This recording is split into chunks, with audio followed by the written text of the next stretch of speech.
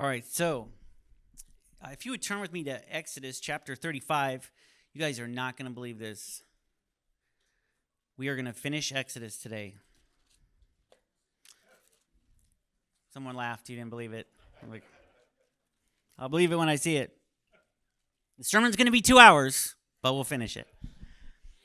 No, also, I'm going to do things a little bit differently today. I'm not going to, since there are 5 chapters left, I'm not going to read all of it. We're just going to kind of cut in and out. Most of this is review. We've read the instructions that God gave to Moses concerning the tabernacle. He's gone into the pieces in great detail. And this last few chapters are mainly the Israelites building the tabernacle and its furnishings, where before it might have said, and so God said to make pillars and wrap them in gold. Now it says, and so they made pillars and wrapped them in gold. So I don't feel like I need to get too far into that. But just as we all do, when we come to sections like this in the Bible, we could be tempted to like skip it and say, I don't. But no, there's you're like, okay, I read this. Okay, great detail. But there's still wisdom in here. There is still, it's in here for a reason. So there are nuggets of wisdom in here. So I'm going to read sections of these last few chapters and discuss what they mean. But I won't go over the parts that are review for us. So this section, chapter 35 and on, is our last division in Exodus that we will call the building of the tabernacle. There are 6 sections. And this section begins in chapter 35 with Moses reminding them to honor the Sabbath and telling them in verse 3 of chapter 35, while he's giving them instructions concerning the Sabbath, he says, "You shall kindle no fire throughout your habitations on the Sabbath day." The only reason to have a fire would be to keep warm or to use for some form of work. There's quite a bit of metal working that needs to be done. If you've been following along with us, a lot of it is metal work. But they're in the desert region, and I know if you watched any kind of documentaries, you're like, well, the desert actually gets rather cold at night. But there are other ways to stay warm. There's other ways to stay warm, but there's no other way to work metal. They don't need to cook. They already have manna. They've been instructed the day before to gather twice as much. So they have manna. They have food. There is no need for them to light a fire other than working. To do the metal work, to make the dyes for the curtains, to make earthenware. So having a fire was a temptation to work, to disobey God. And God is Lord over time. He's Lord over the Sabbath. Have you ever been in that situation where you're like, I'm not going to do something, and it's like right there, and you're like, well, maybe I'll just do a little bit. Even in work, or like if you're like, hey, today I'm just going to rest. Today I'm going to take a break from that whatever I'm doing that I'm passionate about. And then you're like, well, it's right there. What if I did it while I watch TV? I'll just do it while I do that. Does anyone do that? I do that all the time. I'm like, well, I can also. And so having a fire is just like, don't even do it. And I think that there's wisdom in that. Don't even put yourself in a place to be tempted. Especially, you know yourself. Don't put yourself in a place to be tempted. So on this day, there was complete rest, total dependence on God. And this is a necessary part of working unto the Lord. A necessary part of working unto the Lord is resting in him. It's a vital part, and it's the piece I think we miss the most, is resting in him. Resting that he will do the work, right? Resting in him, that we have a peace while things seem to fall apart, knowing that he is good and he is God and he has it in his hands. It's an important piece of working unto God, of taking breaks. In all that we do, if we never take the time to rest in him, to abide in him, to seek his guidance, it can be so easy to get off track. Even doing good works, even doing godly works, if we're not taking the time to be in his presence, to be with him, to rest in him, to take a break from our work, we will get off track. It's so easy to get off track. It's almost easier to get off track doing works unto God. It's almost easier because it's easier to rationalize that you're doing a good thing, that you're doing a godly thing. I'm doing what he's called me to do. but it is important to rest in him and spend time with him during our work. It's true the instructions are there, the blueprint is there, but our hearts have to be in the right place or we can get so lost in the Lord's work. So then if we look at chapter 35, I think verse 4, we're going to say, and Moses, you're like, you said you're not going to read it. So far, we've done 3, 4, how far is this going? And Moses spoke to all the congregation of the children of Israel, saying, this is the thing which the Lord commanded, saying, take from among you an offering to the Lord. Whoever is of a willing heart, let him bring it as an offering to the Lord, gold, silver, and bronze, blue and purple and scarlet yarn, fine linen thread and goat's hair, ram skins dyed red, badger skins, and acacia wood, oil for the light, and spices for the anointing oil and for the sweet incense, onyx stones and stones to be set in the ephod and in the breastplate. All who are skilled among you shall come and make all that the Lord has commanded. And then let's skip to 20. And all the congregation of the children of Israel departed from the presence of Moses. Then everyone came whose heart was stirred, and everyone whose spirit was willing, and they brought the Lord's offering for the work of the tabernacle of meeting, for all its service, and for the holy garments. So here we see Moses, before the work begins, he goes out in front of everyone, and he says, this is what we need for the building of the tabernacle. These are the items, and these are the skills that we need. This is like a free will offering. And the people go immediately into their tents, and they grab earrings, nose rings, necklaces, jewelry, yarns and fabrics, goat skins, ram skins, these stones, everything that was needed, and everything he asked for. They brought so much of it, of their own free will, that they had to stop taking donations. And this is an important thing for us to take note of. Often our zeal for giving, or our zeal for working unto the Lord, is greatest in the beginning. And so it's important when God stirs us in our heart to give something or to do something that we do it immediately. Okay? And I'm not talking about like giving to the church. There's times when God will stir in my heart for something, for someone, and God will say, hey, I want you to give them this amount of money. Or there's a cause, and I want you to give them this amount of money. Or I want you to do this for them. And it's always like, it's a good number. It's a good number. God's good. He's never like, I just want you to pull out that $2 you have. He's like, I want you to do this. And if I do it immediately, I'm obedient. But if I wait, I can be like, I can rationalize giving less every time I can. Every time I can rationalize giving less. God says, hey, I want you to give money to this person. And you're like, well, that's a lot of money. It's a lot of money. And you're like, that's good. That'll be a blessing. And then you think about it and you're like, well, do they need that much? I don't want to, I'm going to give 200. I'll break it up. I'll give them 2 pieces of 200. But listen, when God gives us something to do, there's this miraculous thing that's happening. And often the amount that he's asking you to give is intentional. It's not just about your obedience, it's intentional, because in that amount, there is a specific move of God happening.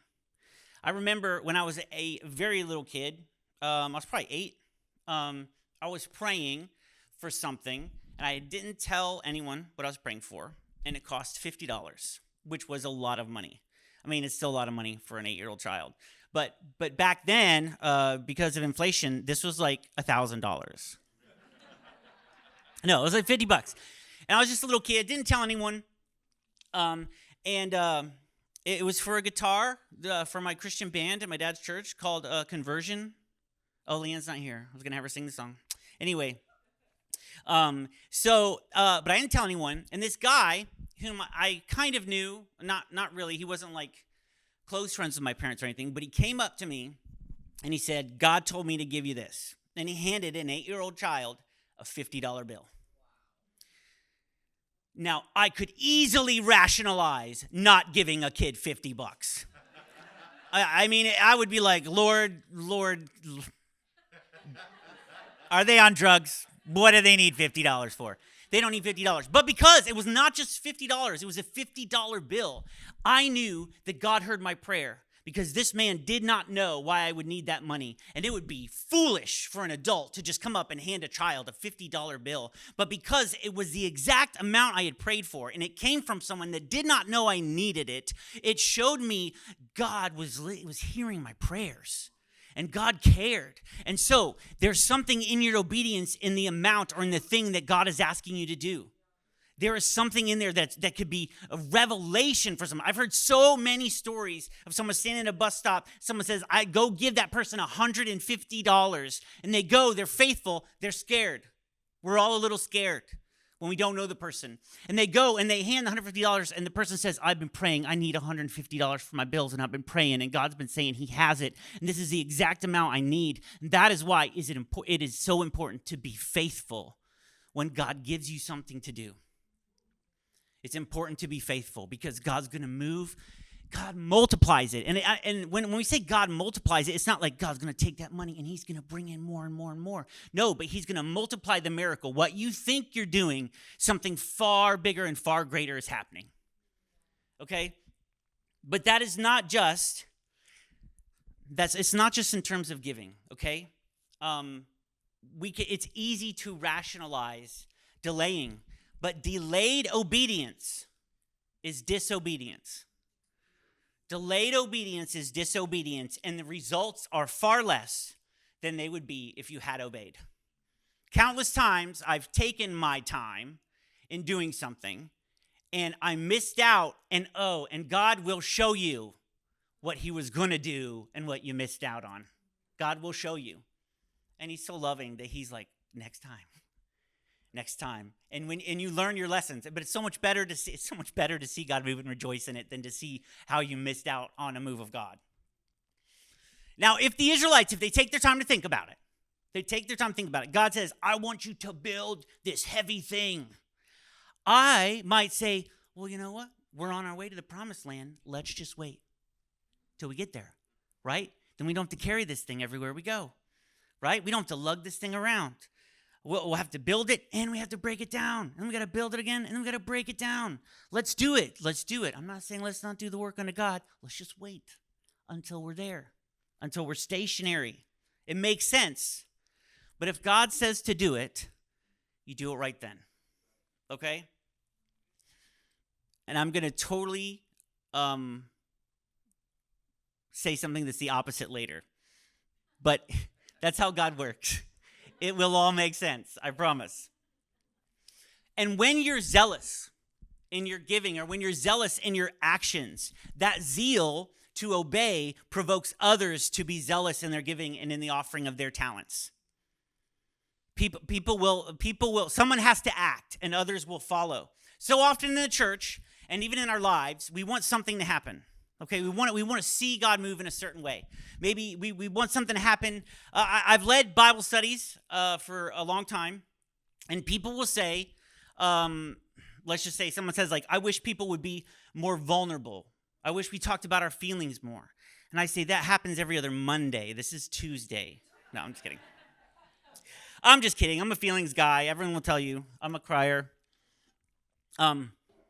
But I am for that. So don't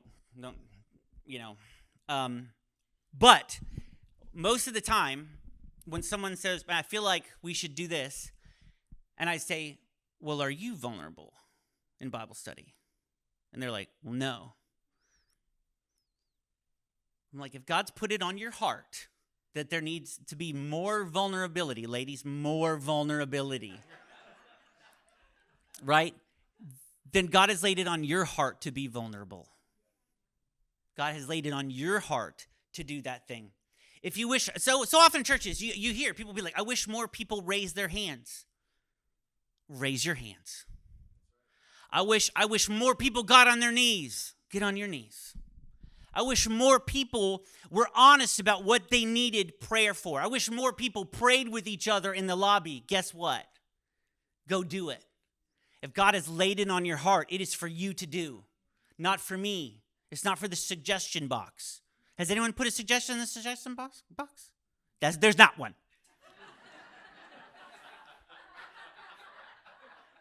There is, though. There's always a suggestion box. But listen, this is what the devil does. Listen, if God leads you to do something, and he wants you to do something, and you don't do it, right? What happens? We complain about it. If someone says, hey, I wish we were more vulnerable in Bible study, and they're not vulnerable, and they're not leading it, then eventually what happens is they go around and be like, I just kind of wish it was more vulnerable. Just kind of wish it. And it turns something God may have put on your heart to lead in, and I'm not saying like you're like, I'm taking over this Bible study. I'm not saying that. You lead where you're at. You're like, if you want to see something, you do it. But when we don't see something and we don't do it, often what we do is we try to stir up others to do it, and it comes off as complaining. And what God meant for good, the devil used for evil. You will be used, but you get to decide who uses you. But we have to act when God gives us something to do. And God will give you something. God will stir things in your heart. But listen, you have to obey. And if you're not obedient in the small things, so many people want big things to happen. We have to be obedient in the small things before big things happen. Okay? Obedient in the small things. So some of these people, he puts out a call. Some of these people bring gold. Others bring goat skins. Some worked with gold and metal as like a very vital skill for this task. Other, they sewed goat skins. But none of these, it's a wide variety. But none of these offerings or giftings were meager offerings unto God. None of them. What we offer up to God, according to our ability, is not to gain reputation amongst men. What we offer up with all that God has given us is not to gain reputation amongst men, but it will never fail to gain the acceptance of God. It will always gain the acceptance of God. So in verse 30, we see Moses name the two men that God had told him were to be in charge. God says he filled them with the wisdom and understanding and all manner of workmanship. But in verse 34, it says, and he has put in his heart the ability to teach. So these two men that God called to lead this whole thing, and God would give them understanding and wisdom and the ability. He also said not only would he give them the ability, but he would give them the ability to teach that ability. Should I say ability again? Okay, they had an ability. No. When God gives us a talent, when God gives us knowledge, we are to communicate it, not covet it. Communicate it, not covet it. In this world, when you are teaching someone something, there is a viable fear, a very real fear that you are training your replacement. Right? If you're at work and they're like, I want you to train this person to do what you do. A fool goes, oh, to help me. A wise man goes, I'm just kidding. That wasn't biblical. But we know we have this fear. We have this fear, I'm training my replacement, right? But that's not the way it works in the kingdom. We're not to be protective of what we have because it's all for God's glory. It's all for God's glory. And guess what? We need to be replaced. We need to be replaced. We need to raise up people who can take over from us. We need to raise up pastors, raise up musicians, raise up missionaries, raise up people. I want the young people to be better than me. I want them to be better than me for the kingdom. I want to see the kingdom grow. I want someone who can communicate better than me. I want to see someone who knows God more than I do, right? Which is a lot. No, I'm just kidding. We need to be replaced. This whole thing is bigger than us. It's bigger than us. And our needs and our wants and our desires and our pride and our importance are not important. And let me tell you something. Once we start hanging on too tightly to what God has given us, it'll be taken away. It will, or we will be replaced anyway, because then our hearts have turned to ourselves and our glory. The reason we want to preserve our position is for our own glory. The reason we won't pass it on is for our own glory or for our own safety or for our own protection. And that's all God's anyway. It's all God's anyway. So once we have that heart to covet, we'll lose it anyway. We'll lose it anyway because we're not doing it as God has called us to do it. We're doing it in our own image. So we can't covet what God has given us. We have to communicate it. We have to share it. And so once they have all the materials and the craftsmen, they begin the work. And as God described the tabernacle from God to man, the furnishings to the outer structure, the work of man begins with the outer dwelling and then works into the interior and into the furnishings. And just to give you an idea of how much was brought in, there ended up being 1 ton of gold, which is 2,240 pounds, 7,000 pounds of silver, 2 tons of bronze. So the precious metal weighed in around 7 tons or 15,680 pounds that they've been carrying. And in verse 8 of chapter 38, we have an interesting note that the laver of bronze was made from the mirrors of the serving women. So at this time, mirrors weren't made from reflective glass. How mirrors are made today, I don't know if you know, made from glass. And how you make glass, I had a friend, he lives in Alabama, and he made glass. And he would stick metal rods in the beach to attract lightning to create glass. And while he was doing that, his ex-wife that had never signed the papers to divorce him, who fell in love with a guy in the city, right, found out she truly loved him and came out while he was making glass. That's I don't even know if that's anything but glass. I just said it from the movie. So don't quote me on that. But then mirrors were made from highly polished discs of copper or bronze. That's how mirrors were made. So some of the women donated their mirrors for the bronze laver. So this would give us a picture. Okay, we're picturing like bronze, but imagine it's so polished and so reflective. Like imagine the beauty of that being filled with water. And also imagine the symbolism as you're going to wash yourself to serve God and you're seeing your reflection. It would hold weight. There would be some symbolism there we couldn't escape. So in chapter 39, we see that they also went to work making the priestly garments, just as the Lord had told them to do. And in chapter 9, beginning in verse 32, we are told that the work was complete, and they bring it before Moses, and they had done just as the Lord instructed, and he blessed them. He blessed them. And I think the reaction of Moses is one to take note of. Do you think, honestly, that every single stitch was perfect? All these people are not the best at their craft. Some of them are learning this as they go. They're being taught right now. They're not highly sought after artists and metal workers. There is no way that everything, every item made is perfect. But God was pleased with it. And Moses was pleased with it. Sometimes when we work unto God, or we do a work that we're very passionate about, and we want it to be amazing, and we want it to be great. And it's important. It can be an important work unto God. But I see too many leaders respond to imperfections with this isn't good enough. And picking out what needs to be different, what needed to be better, what needed to be changed. And sometimes a work that we do with all our heart and with the best of our ability, we come away feeling ashamed of what we've done because of the way that the person responded to what happened. But that's not the way God responds.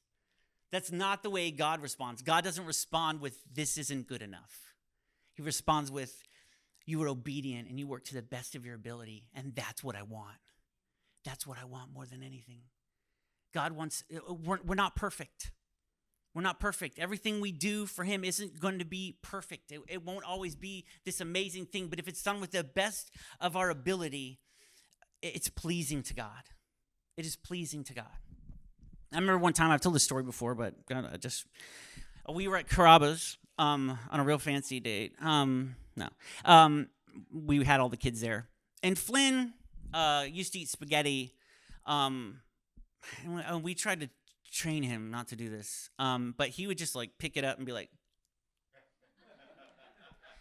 which is fine at home, but when you're in public, And he's like too old to be doing that. You know what I'm saying? Like babies do it. You're like, they're cute. Everything happens with kids. It's like, they're cute. And then 1 year older, you're like, this is awful. And he's like doing this. And I'm just like, and it's all over his face and his hands. And I'm just like so embarrassed of him. More embarrassed than I am on a regular basis, but no. And he goes, I'm just kidding.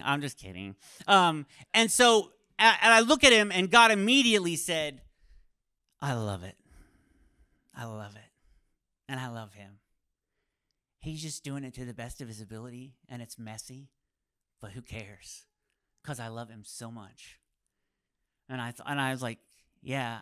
Why am I upset about it anyway? Because of how it looks to other people? Because it reflects on me bad?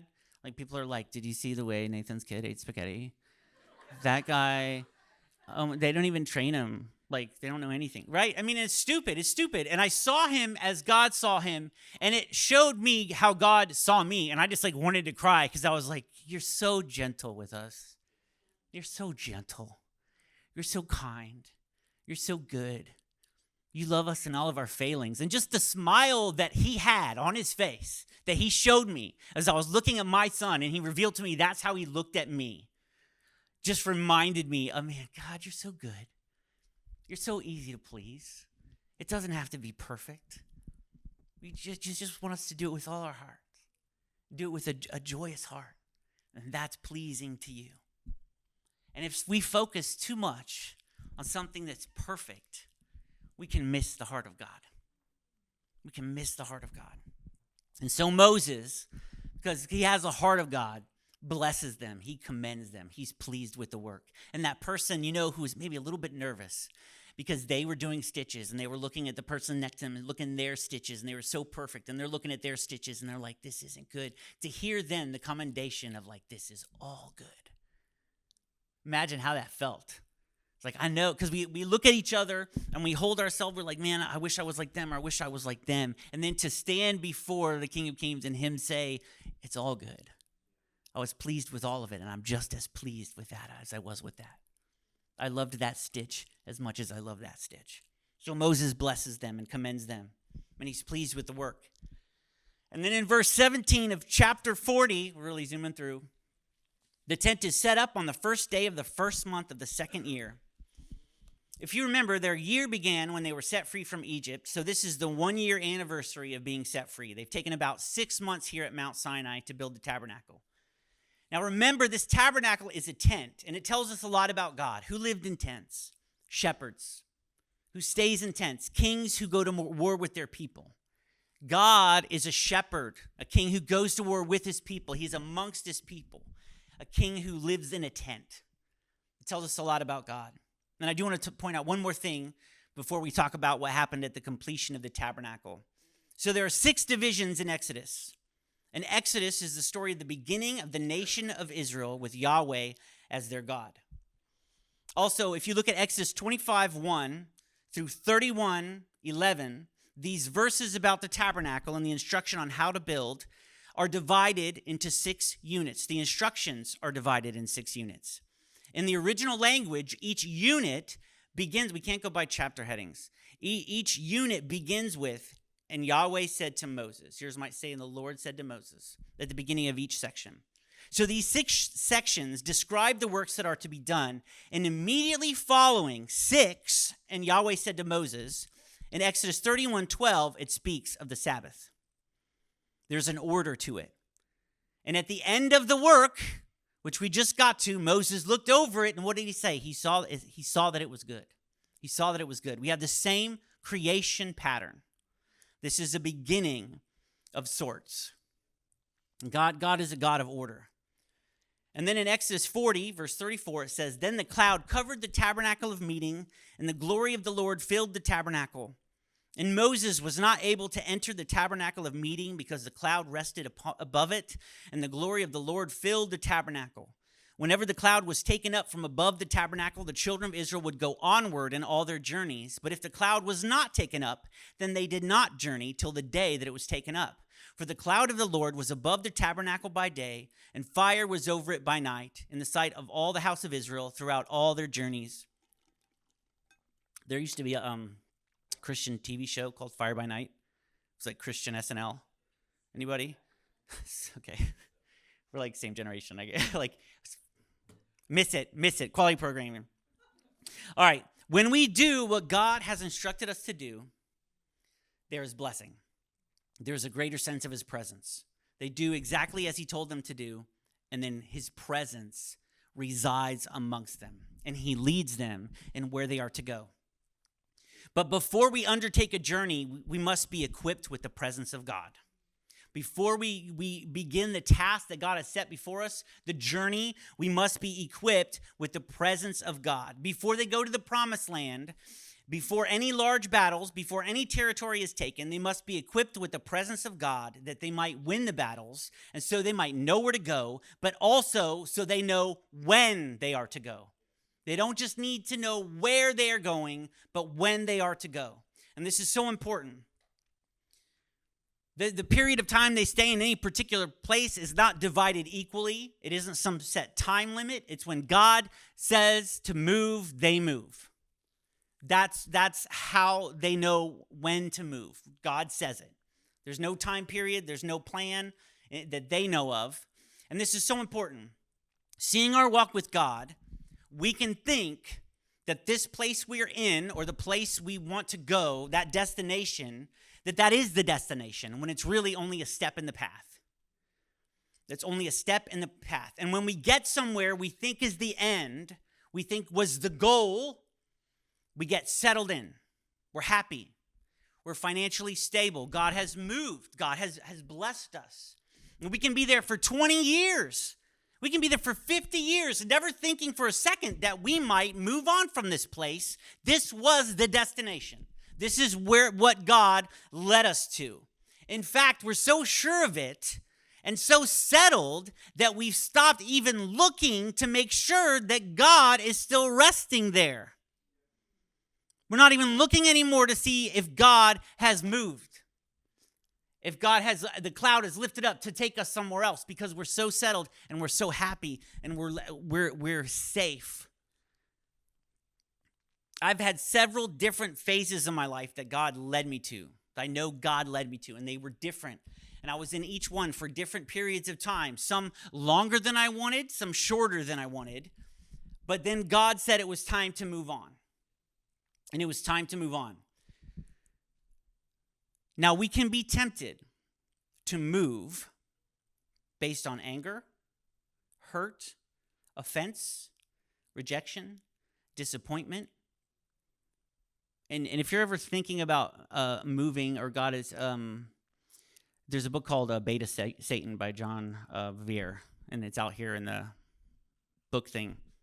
That's what we call it, the book thing. It's official. It's out on the bookshelves out there. Read it. It's a good book.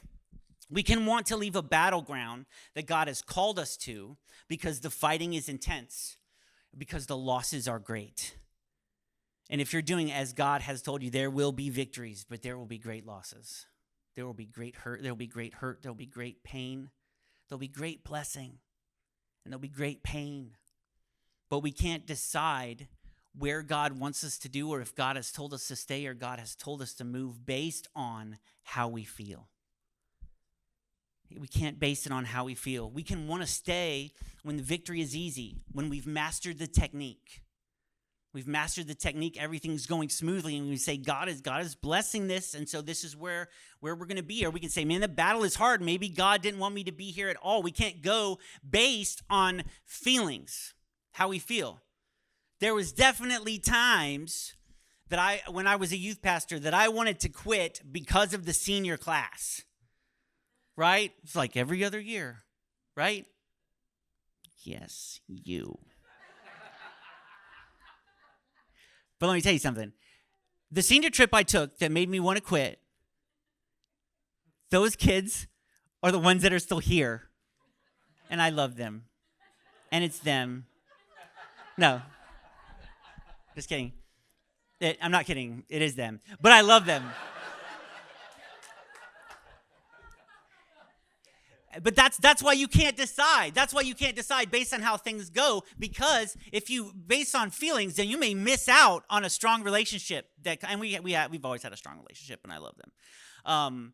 And honestly, you're like just the people I saw. I could point out other people. But you never know what God's going to do or when the blessing is going to go or when it come or when he's going to move or when the fruit is going to come. So you cannot base when you move on feelings. You can't base it on if things are easy. The heart is deceitful above all else. So we must be watchful. There can be things that start out as God things that then become good things, and God isn't even present in them. Maybe we've taken it over. Maybe it's just run its course, and we haven't even noticed because things are running so smoothly. But we want to be where God is. In each of the letters to the churches in Revelation, there are things they do well and things they've lost along the way, and they didn't even notice. When they lost it along the way, it means it was there and then it wasn't there. It had been instructed to do, and then they stopped doing it. And so we must be watchful. We must be watchful. So many Christians, we know more, and we can recognize more of what the devil's doing than what God is doing. And sometimes we spend a little too much time tracking where the devil is and not enough time tracking where God is, what he is doing. And we can get all negative and focused on what the devil is doing and talk about what the devil is doing when we really need to have our eyes on what God is doing and where God is going. Because that will bring fruit. In following God, we may be physically stationary for a time, but that does not mean we will always be stationary, locked in one spot, locked in one missionary, one ministry, one church, one job, one geographical location. And the longer we've been there, the harder it is to move on. Harder, because things have become easy. And even because we're like, God led us here. You led me here. Why are you leading me from here? I've been upset sometimes, like, Lord, you led me here. Why are you leading me from here? Because once I go to this, I can't do this. And I have a heart for this, that you gave me a heart to do this, so now you want me to do this. And you know what he said to me? He said, what if you can do both? And I went, I didn't think about that. I didn't think that you might, and not that if he said give this up, I would have. But his plan is always greater than we expect, and we always wait and hold back. And listen, when God is calling you to go somewhere, to do something, when he's calling you onward, when he's calling you to do something else, there's a good chance he's not calling other people to do it with you. He might, but he might not. And it can be even harder to step out by yourself. And he might call other people to go with you, but you might not be aware people are going to go with you, and you have to take the step anyway. God is not a God. He has not called us to safety. He has not called us to be stationary. He is a God in a tent. That is us. And he calls us onward. If God has called you to something, he'll change your heart about it. He'll start changing your heart to something. And never ever say, just trust me, never ever say, I will never do that. Don't do it. I intentionally say, Lord, if you want me to be a missionary in a third world country, I will go. Send me. It's reverse psychology. I'm reverse psychologying him. And he's not aware of it. No. But seriously, God will change your heart. God will change your heart. God will change your heart to something. Another thing, when God moves, you may be feeling God's going to move. I feel it. And you're like, man, God's going to, we felt for a time, man, God is going to do something. We just feel like he's moving, and we're just waiting. And we're like, why did you give us this feeling you're going to move when you're not? And this is taking forever. And then, like 5 years later, he starts moving, and you're like, this is so fast. This is too fast. This is happening a lot faster than I thought it was going to be. And you're never ready. But he gives you the warning, but I'm telling you here now, it might take a little bit longer than you think. But I tell you all this because I want to remind everyone, no matter what age you are, no matter what phase you are in your life, God's not done with you. God is not done with you. And just because one season is closing doesn't mean God doesn't have something else for you. God knows your heart. God knows your desires. God knows your skills. God knows what you have, and he has a place for you. It may not be where you are now, but it will be good. It will be better. God is good. Any time I followed him, it was scary. I lost relationships. I lost safety for sure. There was some worry. But the more I've followed him, the more I've seen that it's always good. It's always good. And in conclusion to this whole book of Exodus, as we're talking about God and the law, the reason we go over this is because his law brings blessing. His law brings blessing. It's about nothing else. We want to know the heart of God so that we can follow him closely. This is what it's all about. We want to know the heart of God so that we can know him more, so we can follow him closely, so we can have blessing in our lives, so we can have more of him. That's what I want, and I hope that's what you want, is more of him. Wherever he takes you, forever, however long that period of time is, it will be blessed. It will bring blessing if you will just follow. So I want to encourage you to do that today. Follow him with all your heart, wherever he leads, wherever he's calling you to go. It might be in a short period of time. It might be, you might have to wait a long time, but I'm telling you, when you follow God, you will see him move in your life and in the lives of the people around you. You will see his glory. You will live in victory. And that's what this book is all about. That's what this book is all about. It's about seeing the glory of God, about knowing his heart, about knowing and trusting him so that we can follow. So that we can say, I don't know where I'm going. I know I have to give up a lot to go with you, God, but I know you, and I know it will be good. It will be good every time. Lord, I just thank you. I just thank you for your word. I thank you for your law. I thank you that you would lead us, Lord, we can be a frustrating people, a stiff-necked people who don't always follow, who take our time, who get sidetracked. And we just thinking about you leading us somewhere,